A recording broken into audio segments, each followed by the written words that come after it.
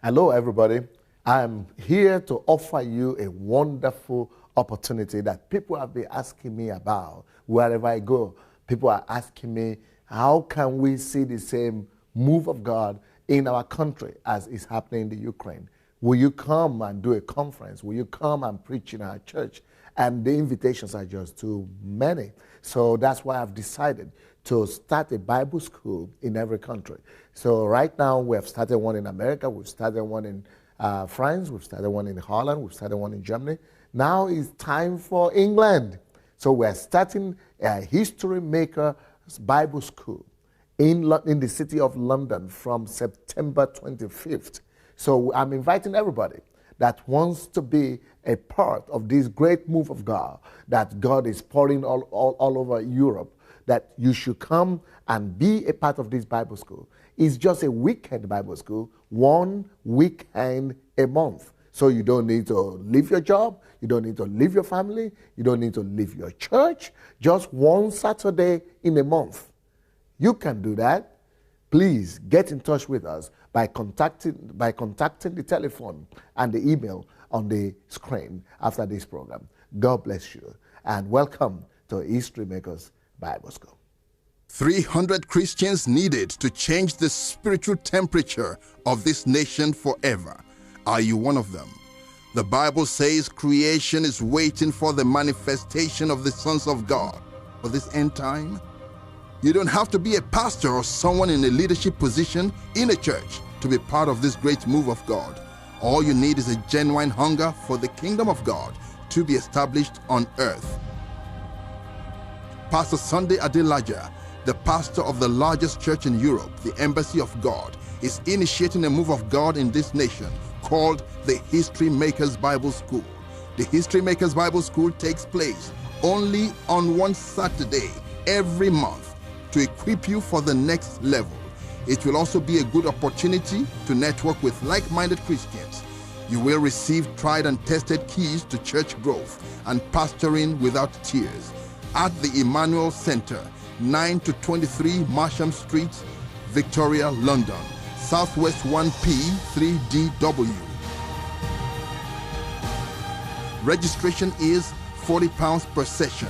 To register, call 0798 114 6157 or email admin@hmbsuk.org or visit the website at www.hmbsuk.org.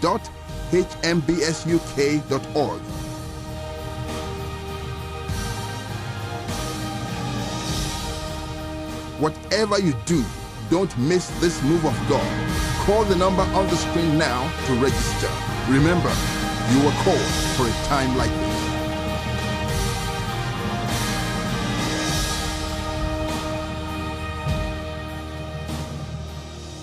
Hello and welcome to the program. The program you're about to see will challenge your Christianity. And if you thirst for the things of the kingdom, it will spur you onto higher heights in God. And it is about a ministry which is actually the largest in Europe, known as God's Embassy. And the senior pastor of the church is here with me to talk about what this organization is all about. Why is there so much happening within the organization? What kind of impact it's having? And also, how can you gain or learn from what they have done for you to take your own territory to the glory of God? You know what? Sit back and watch. And remember, you can always get copies of this material because we're going to be talking in depth about Embassy of God here in Kiev, in the Ukraine. God bless you as you continue to watch. Welcome to the program, Pastor Sunday. Thank you so much, Pastor Yemi, and it's a privilege to have you in the Ukraine. You came all the way to the Ukraine to have this session with me, and I appreciate it deeply. Thank you so much. Unbelievable. And you know, because of my travels and the nature of what I do, I see that the same way God would identify somebody to use, the same way the enemy too can just identify somebody to just use and just do certain things to make sure it connects. But thank God for the word of God. He says the steps of the righteous are ordered by God. But then after you got born again, you had opportunities to either go to America or to go to Russia. What happened? Yes. So that is what happened. I was looking for scholarship everywhere. At this time, one of my brothers, the one that was 16 when this happened, and that was in high school, had, had now moved, had graduated, so he couldn't, he had to do his school certs and secondary school, WAEC, what they call it. That is school certificate exam. Yes, he had to do his school certificate examination. And the West African Examination Council's exam. Yeah, he had to do all that from home. No teachers, nothing. So he struggled. He was the senior after people like me. So he struggled and had to do his A-levels and O-levels at home. And eventually he got a scholarship himself to Russia. So at this time he was in Russia. But also because through this newspaper, they used to have something they call Bureau for Foreign Students or something in Nigeria. So through this Bureau for Foreign Students, the federal government was giving scholarships out. So in this year we had 300,000 people, young people applying for scholarship, and they only needed to take 300. So, but I had an offer to go to Columbia University in New York. That was one of the top universities in America. And then, through my brother, I was able to get another scholarship to Russia. So they gave me a choice in this board. Had I go to Russia or USA or England? So when I went to my pastor, I was just a new believer at this time, maybe 3 months or 4 months. So I said, these are the opportunities I have. So he said we should pray about it, and the following week I should come. So I came to him the following week, and he said, he was a deeper life pastor. So he said, well, you could go to England or America, but if you really want to serve the Lord and you treasure Jesus above everything, I would advise you to go to Russia, because even though there is no faith there and Christians are not there, and the few Christians that are there, sometimes they send them to Siberia or put them in prison, but if you can survive it, you survive it everywhere. Wow. But if you go to America, there are no temptations, no persecutions. There are no persecutions for your faith. But there are other temptations in the sense that it's materialistic society. Yeah. So you could be tempted to be distracted and things like that. So I would advise you to go to Russia, because if you survive it in Russia, you amount to something for God. Wow. So I was 19 and I was willing to take the challenge. I told God, I'm going. I'm to give my life for you. That was my initial decision, my initial determination, that I will go ready to give my life for the Lord, if need be, in Russia, and if need be, to go to be ready to be sent to Siberia. And then you headed straight to Russia. Yes. And when you arrived in Russia, what happened? Well, I was only 6 months old this time. As a Christian? As a Christian. But before I could leave Nigeria, I had another problem. Okay, first of all, before I did my WAEC, my school certificate exam, I needed to pay 50 naira. 50 naira was a big money for me. I needed another 3 months to make that kind of, or 6 months to make $50. So, but this was a school term. It was only after the exams you have holidays. So I couldn't make that money before to be able to pay for my school certificate examinations, to my graduation exams. And without paying that money, you are not allowed to sit for the exams. So I was almost being kicked out of the examination, my final exams. So, some people, my relatives and my sister, everybody started running about. Up till now, it's just last year that I got to know where the money came from. I didn't know where the money came from. Somebody just said, it has been paid, go and write your exams. So a lot of pressure. If I won't have, so that was another miracle for me to even write my graduation exam. Then after that, I had my summer holidays, so I made some money, then I paid for JAMB myself. So before I left Nigeria, my result came for the JAMB is what the matriculation exams that you give to enter universities in Nigeria. So I had been admitted to a leading university in Nigeria called University of Ife. So I had the third best result in that, in the admission process. So, but I couldn't go. So I knew I had to travel to Russia. But before I could go to Russia, I needed to pay for the ticket. The scholarship did not include ticket. Wow. That was where the crisis started. So I was supposed to leave the country in August because the scholarship was there, and I was supposed to leave in August because the school session, the term starts in September. I didn't get to Russia till the end of September when we had lost and missed almost a month. The classes were on. I almost lost the scholarship. And you know the reason why? I couldn't find 700 naira from anybody, all our relatives. We tried to sell everything we had. I couldn't get 700 naira to buy a ticket. Wow, that is serious. So we didn't find that money eventually. We didn't find it. So how did you So get the ticket? eventually, we had to apply. I had to write an explanatory letter to the scholarship board.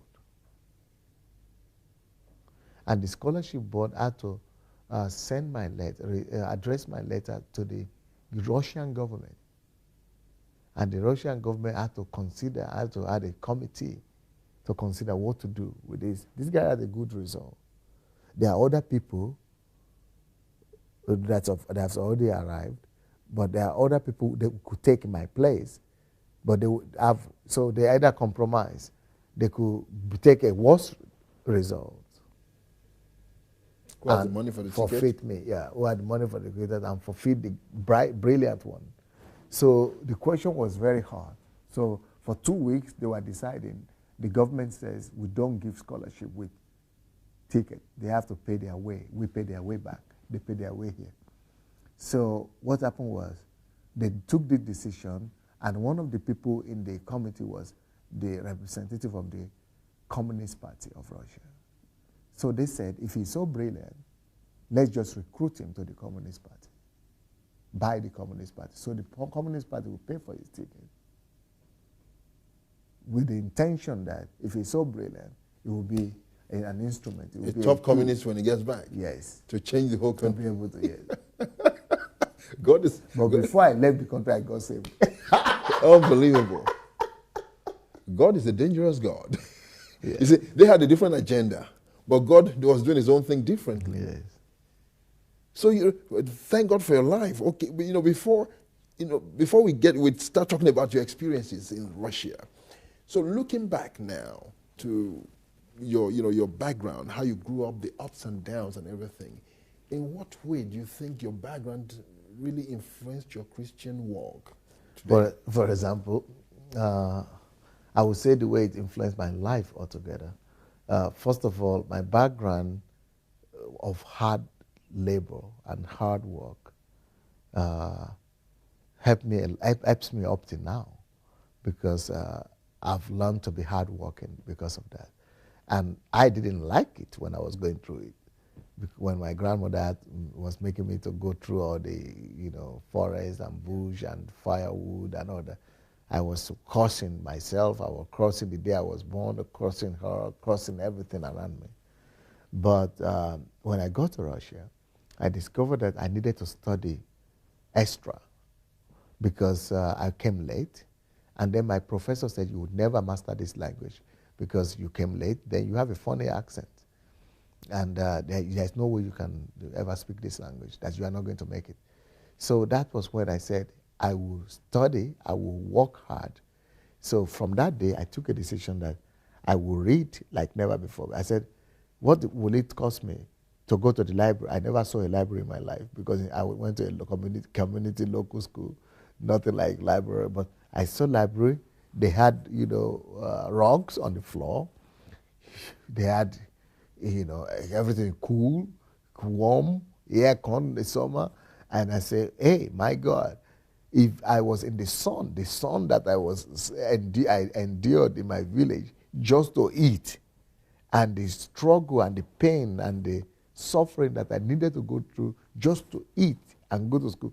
Now you are giving me apartment, you are giving me a room, you are giving me, I'm not even working, you're giving me all this luxury just to read. I said I will use the same energy that I used to gather firewood. I will use that energy to devour these books. So wow, really, thank God for, yeah, well, that's, that's talking mostly about also the spiritual side of things, time management and all those other bits. What about in the area, when we say the area of, say, maybe pride or materialism and all those things? That is a big one. Well, like we used to have everything before I was 6. Our family, we had everything. So when this tragedy happened in our family and we lost everything, and all the prominent people died in 6 months, and then from having everything to having nothing, to almost being homeless and just going to the bush just to eat. My brother that was in school, he was in boarding school, he was the top student there, respected by everybody, and he had to be sent back home. So when he came home, he was always crying every day. And when he cried, he would say, what will it profit a man to gain the whole world and then lose his soul?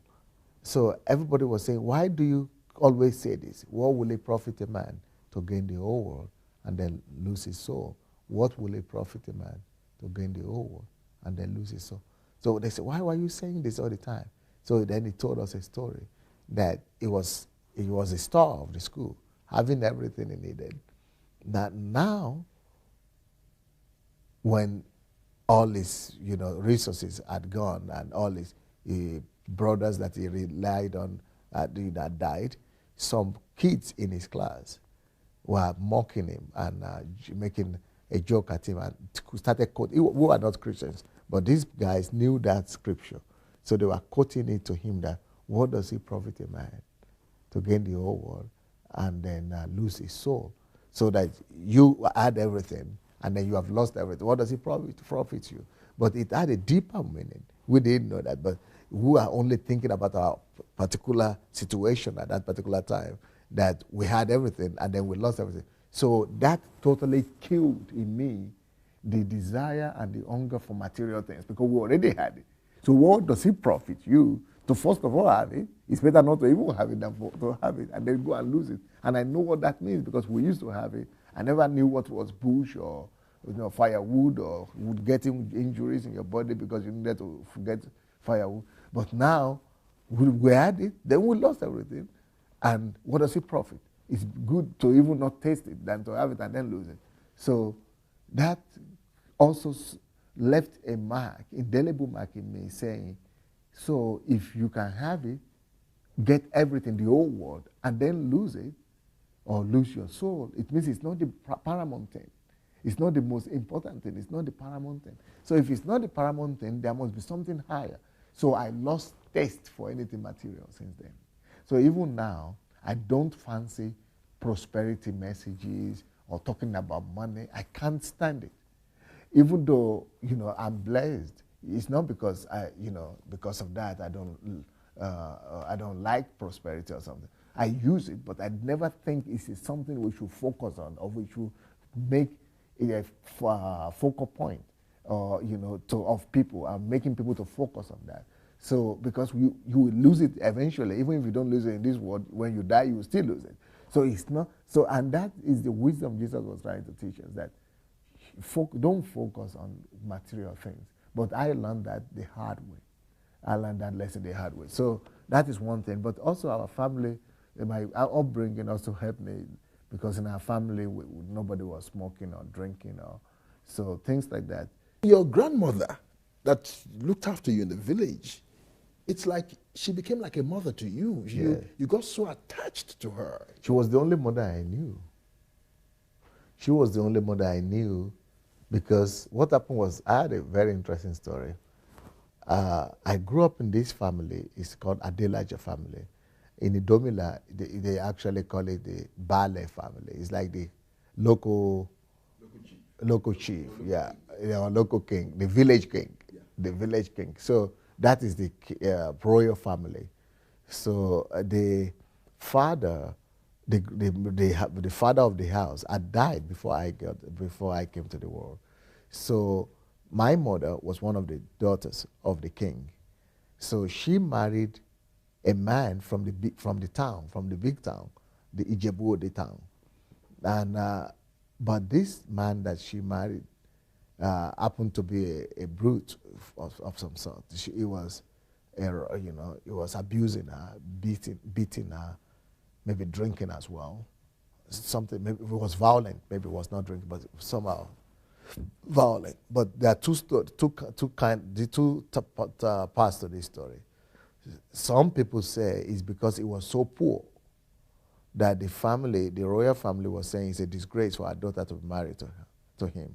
But other people say, that's what I was told when I was growing up, that he was abusing my mother. So to cut a long story short, the family of my mother, the royal family, said, no, we will not allow our daughter to be married to this kind of a man, maybe because of his poverty or because he was a brute. So they decided, they had just been wedded for 6 months.